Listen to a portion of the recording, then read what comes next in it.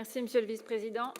Mes chers collègues, le compte financier unique n'est pas seulement un document comptable, c'est le reflet de votre budget, de votre action et de vos priorités.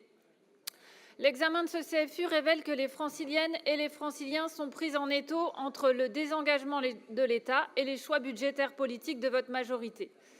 Ils en mesurent chaque jour les conséquences, ils la vivent chaque matin dans les transports saturés, subissent la canicule ou le grand froid dans les établissements scolaires qui attendent toujours des rénovations annoncées depuis des années.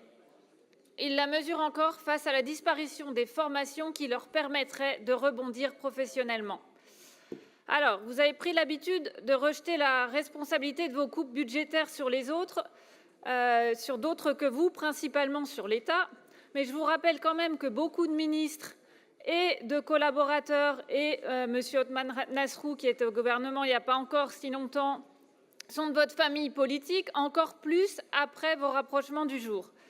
Et en tout cas, ce sont des personnes qui ont le même mantra que vous en matière économique, qui vantent les bienfaits de la concurrence et du libéralisme dérégulé. Vous voyez bien quand même que ça ne fonctionne pas.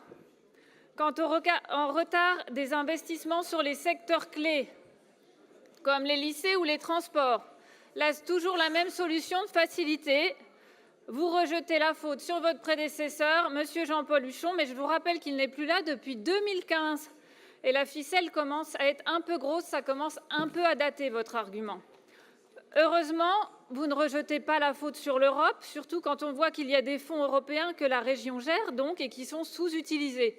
C'est dommage parce que là, il y a une marge de progression, notamment dans le développement économique, dans la formation et dans la transition écologique dont nous avons besoin. Chacun ici a rappelé l'urgence. En tout cas, quand l'État se désengage, la région se doit de protéger ses habitants. Quand l'État se désengage et que la région se désengage aussi, ce sont les Franciliens et les Franciliennes qui en payent le prix. Pour notre groupe, la priorité reste claire, moins de communication, moins d'effets d'affichage, davantage d'investissements réalisés et davantage de réponses concrètes aux préoccupations quotidiennes des Franciliens. C'est pourquoi, sans surprise, nous voterons contre ce compte financier unique. Je vous remercie.